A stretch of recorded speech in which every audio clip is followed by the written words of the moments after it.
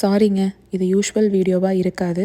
நான் வேறு பர்ப்பஸ்க்காக இந்த வீடியோ எடுத்தேன். ஒரு ரெசிபி கூட எடுத்து இன்க்ளூட் பண்ணி எடிட்டெல்லாம் பண்ணேன். ஆனா அப்லோட் பண்ணுற சிச்சுவேஷனில் இல்ல. பஹல்கம் இன்சிடென்ட் அந்த வீடியோஸ் எல்லாம் பார்த்து ஒரு மாதிரி அழுத்தமாகவே இருந்துச்சு. சரி இன்னைக்கு நம்ம வீடியோவே போட வேண்டாம். அதுலேயும் ஒரு கப்பிள் ரீசெண்டாக கல்யாணம் முடிச்சு 1 வாரம் கூட இல்லைன்னு நினைக்கிறேன். அவங்க அழுகிறத வீடியோவில் பார்க்கவே முடியலங்க. மனசுக்கு ரொம்ப கஷ்டமாக இருந்துச்சு. ஏதாவது ஒரு காரணம் இருக்கணும் இல்லைங்களா? ஒரு காரணமே இல்லாமல் அநியாயமாக பறி போயிருச்சு அத்தனை உயிரும். அதெல்லாம் கண்கொண்டு பார்க்கவே முடியல. இப்போ கொஞ்ச நேரத்துக்கு முன்னாடி நான் இன்ஸ்டா ஓப்பன் பண்ணால் அபியக்காவோட ஹஸ்பண்ட் தவறிட்டாங்கன்னு அவங்க ஒரு போஸ்ட் போட்டிருந்தாங்க. நான் வேற ஏதோ போட்டிருக்காங்களோ, நம்ம தான் தப்பாக படிக்கிறோமோ அப்படின்னு கூட 2-3 தடவை படித்து பார்த்தேன். சுத்தமாக ஏற்றுக்கவே முடியல. அவங்களுக்கு என்ன ஆறுதல் சொல்கிறது அப்படின்னும் தெரியலை. நம்ம எல்லாருமே அவருக்காக ப்ரே பண்ணியிருந்தோம். எந்த ப்ரேயர்ஸும் ஹெல்ப் பண்ணலை. ஏதாவது ஒரு மேஜிக் நடந்துருமான்னு அவங்களும் ஆவலாக வெயிட் பண்ணிகிட்டு இருந்தாங்க. அடுத்த நொடி நிச்சயம் இல்லை அப்படிங்கிறது இந்த மாதிரி சம்பவங்கள் நடக்கிறப்ப தான் புரியுது.